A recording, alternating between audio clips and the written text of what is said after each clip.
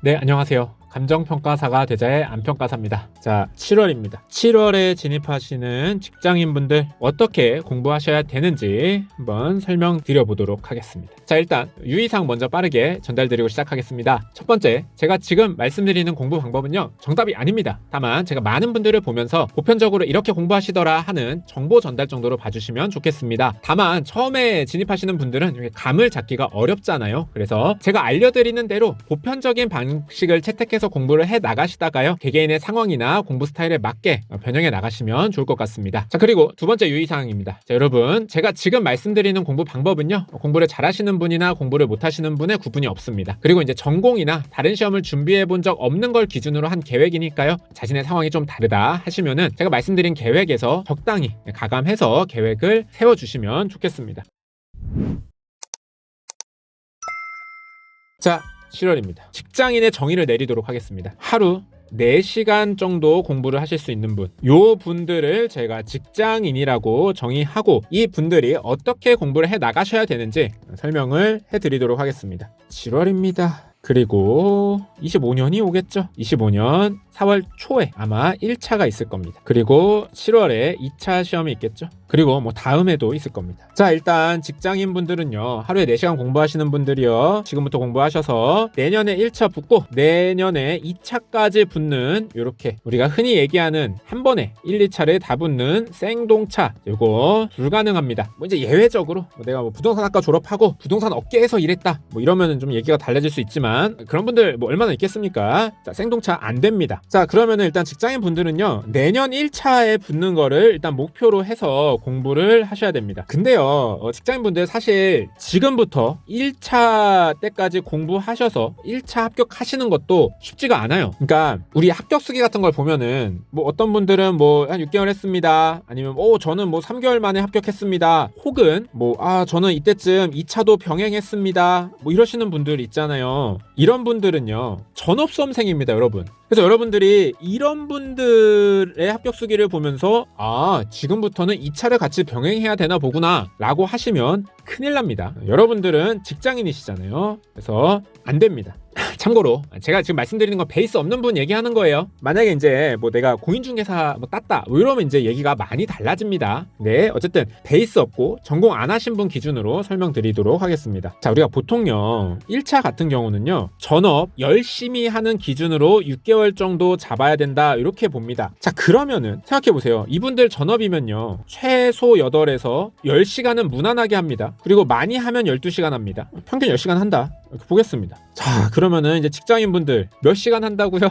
4시간 합니다. 자, 그러면은 직장인분들요, 단순히 산술 평균으로만 해도 6개월에 내가 2.5배를 덜 하잖아요. 그러면은 기간은 당연히 2.5배가 늘어나야 되겠죠. 그래서 직장인분들은요, 못해도 최소 2배, 1년은 잡고 공부를 하셔야 돼요. 그러니까 산술적으로는 이렇게 1년이 필요합니다. 자, 근데 여러분, 지금 얼마 남았죠? 지금 7월이잖아요. 9개월 남았습니다. 자, 이 얘기는 뭐냐? 지금부터 1차만 해도 1차 붙을지 말지 빠듯하다란 얘기입니다, 여러분. 그래서 지금 진입하시는 직장인분들은요, 다른 얘기 듣고 얘기 현혹되기보다는 지금 큰일 났다, 1차 하기도 빡빡하구나 라는 이 위기의식을 느끼셔야 됩니다. 아시겠죠? 그래서 지금부터 1차 바로 시작하셔야 됩니다. 참고로 말씀드리면은, 평가사님 그래도 2차가 어렵다는데요, 그러면 내년에 1년 3개월 해서 내년 2차 붙을 수 있나요? 2차 미리 해둬야 되는 거 아닌가요? 이렇게 물어보시는 분들이 있는데요, 아니 내후년에 2차를 붙건 말건 일단 내년에 1차는 붙어야 될 거 아니에요. 이러기도 빡빡하다라는 거예요. 지금 이 나중일까지 고려할 수 있는 상황이 아닙니다. 요때 일은 1차 일단 붙고 생각하시면 됩니다. 그리고 이제 사실은 직장인분들이요, 제가 보기에는 90%는 1차에 떨어집니다. 그래서 너무 멀리 걱정하실 필요도 없고, 이제 내가 만약에 1차에 붙는다 하면은요, 감이 올 겁니다. 이거 내가 1년 3개월 그냥 하면 안 되겠다, 이거 휴직을 하든 퇴직을 해야겠다 라든가, 아니면 생각보다 나 공부 잘하는데 그냥 해도 되겠는데? 이렇게 감이 와요. 그럼 그때 나의 마음의 소리에 따라서 그때 가서 결정하시면 됩니다. 지금 상상해서 고민해봤자 시간만 낭비입니다. 그래서 뒷일은 그때 가서 생각하자. 뭐 휴직 퇴직을 하거나 혹은 직장 다니면서 어떻게든 내가 해보겠다, 그때 가서 열심히 하자 하시고 지금 당장 1차에 집중하자. 요게 포인트입니다. 자, 그럼 어떻게 해야 되느냐? 간단합니다. 일단은 지금 7월이고 4월. 이게 이제 이게 4월이니까 사실은 여기 3개월 있는 겁니다. 1월, 2월, 3월 있는 겁니다. 자, 그러면은 마지막에 1개월 정도는 좀 여분으로 남겨놔야 돼요. 내가 또 무슨 일이 생길지 모르잖아요. 내가 너무 아슬아슬하게 공부하다가 뭔가 사건이 터지면 바로 떨어지는 상황을 만들면 안 되잖아요. 좀 버퍼를 둡시다. 자, 그러고 나면은 요게 이제 8개월 정도 남습니다. 간단합니다. 회경이 공부량이 많기 때문에 요 두 과목과 민법, 감관법, 학원론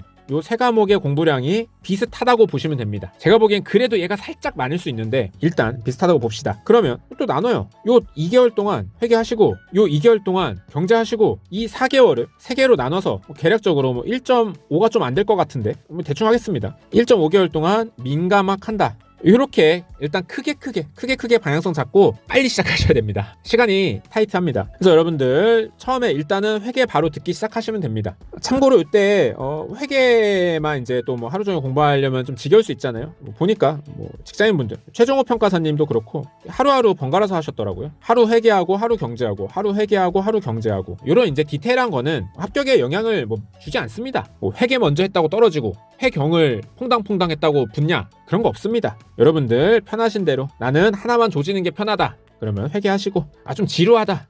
섞어서 하시고 이렇게 하시면 됩니다. 자, 요때 목표 2달 동안 문풀 1회도 꼼꼼히 요게 목표입니다. 무슨 얘기냐? 이 회계랑 경제는요. 특히 문제풀이 위주로 공부를 하셔야 돼요. 기본적으로 문제풀이, 기출문제집을 최소 5회독, 보통은 한 7, 8회독 합니다. 물론 이제 5회독 정도 하고 나면 너무 이게 그냥 딱 이렇게 보기만 해도 풀리는 문제가 많아서 5회독과 7, 8, 9, 10회독의 차이가 크진 않아요. 하지만 최소 5회독 그리고 많이 하면 막 7, 8, 9, 10회독 합니다. 이렇게 문제풀이를 위주로 반복을 많이 해주셔야 되는데 일단은 요 2개월 정도 동안 1회독을 꼼꼼히 하시는 거예요. 그러고 나면 이제 다른 과목 공부하는 동안 주말에 하루를 뺀다거나 해서 회계를 틈틈이 조금씩 풀어주시는 거예요. 혹은 매일 공부 시작하기 전에 회계를 랜덤하게 4문제씩 풀고 시작한다. 이런 방법도 있고 이런 세부적인 방법론적인 거는 차치하고서라도 이제 나머지 공부하는 동안 회계를 반복해서 풀어주시면 됩니다. 그러면은 점점 시간이 빨라져서 아마 시험 보실 때쯤에는 한 5회독 정도는 하실 수 있을 겁니다. 그래서 일단 당장은 앞으로 반복할 거에 기틀을 마련한다 라는 느낌으로 1회독 꼼꼼히 하는 걸 목표로 해주시면 됩니다. 경제도 마찬가지입니다. 경제도 1회독 꼼꼼히 해주시면 돼요.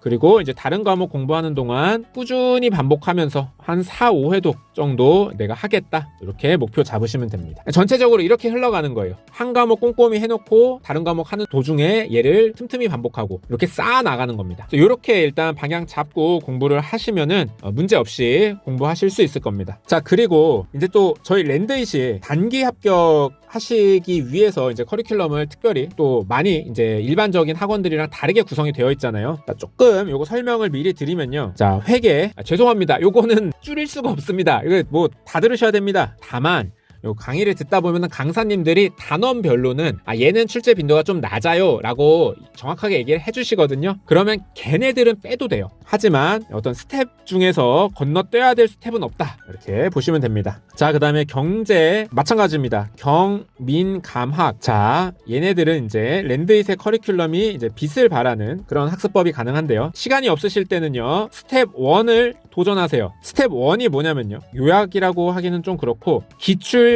10년치 혹은 이제 10년치에서 12년치 요거를 역으로 분석해서 이거 풀 정도만 이론을 배우는 과정입니다. 그러니까 뭔가 경제라고 해서 막 이거를 막 전체를 막 다 배워가지고 어떻게 막 이 전 체계를 잡고 이런 게 아니라 시험에 나오는 것만 쏙쏙쏙 하자 요런 개념이에요. 그래서 스텝 1에 일단 도전을 하시는 게 시간 세이브 하시는데 좋습니다. 다만 이제 사람에 따라서 내가 특정 과목의 이해도가 조금 떨어질 수 있잖아요. 자, 그럴 때는 사실 이게 어떻게 보면은 조금은 요약된 강의이기 때문에 여러분들이 이해하기 어려우실 과목이 있을 수 있어요. 그때를 대비해서 저희가 스텝 0를 만들어 놨습니다. 여기서 스텝 1에서 소화가 조금 잘 안 된다 하시면은 스텝 0 돌아가셔서 듣고 올라오시면 돼요. 다만 여기서 포인트는 뭐냐면 내가 차근차근 해야 된다라는 생각 때문에 이거 스텝 0부터 듣고 1을 들을 필요가 없어요. 일단 여기에 먼저 이렇게 이렇게 대가리 들이밀고 일단은 부딪힌 다음에 가야겠네 하시면 가시고, 하지만 나는 버텨지네 하시면 여기 스텝 1으로 기준으로 소화를 끝내시면 이득이죠. 시간 세이브가 됩니다. 자, 그 다음에 이제 스텝 1 듣고 나시면요,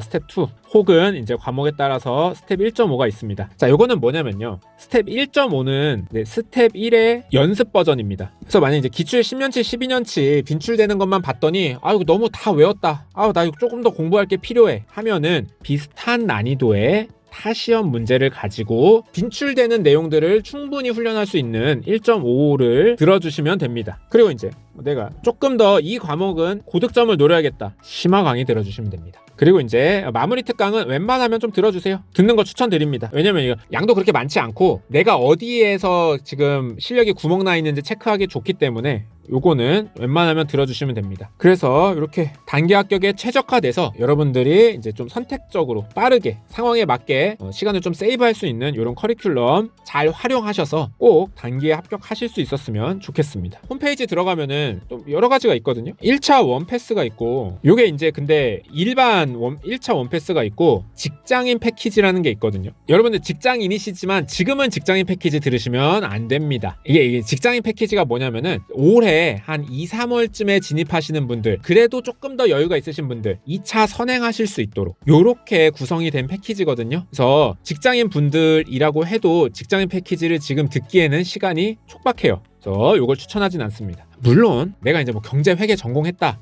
공인중개사 땄다 이러면 달라지죠. 하지만 베이스 없는 거 기준으로 설명드리는 겁니다. 그래서 일반적인 1차 원패스 상품이 가장 적절하고요. 요거 기반으로 여러분들 공부 꾸준하게 해주시면 되겠습니다. 생각보다 여러분들 고민을 이제 많이 하시는 것보다는 일단 스타트를 끊는 게 좀 더 좋은 것 같아요. 일단 스타트를 끊으면은 또 뭐 강의 듣고 뭐 복습하고 숙제하다 보면 시간 쭉 갑니다. 시간이 부족해요. 그래서 일단은 스타트 끊자, 이렇게 말씀을 드리겠습니다. 자, 직장인분들 마지막 당부의 말씀드리고 마무리하겠습니다. 여러분들 이 말이 하루에 4시간이죠. 이거 쉽지 않습니다. 그래서 직장인분들 처음에 진입하시는 분들 보면은 계획을 보통 되게 양껏 세우시는 분들 많거든요. 저는 무리하면 하루에 5시간 할 수 있고요. 주말에는 한 8시간 가능할 것 같아요. 좋습니다. 좋아요. 근데 이제 여러분들이 이렇게 한번 해보시다가 보면은 이제 사실은 일반적인 분들은요, 이렇게까지 체력이 좋으신 분들이 좀 드물어요. 그래서 이렇게 하다가 일주일, 2주일 혹은 뭐 한 3주 하다가 체력이 완전 고갈돼서 나가 떨어져서 한 1, 2주 번아웃 오고, 그리고 또 이제 또 어영부영 하다가 일주일 정도 지나서 또 다시 시작하고, 요렇게 되는 게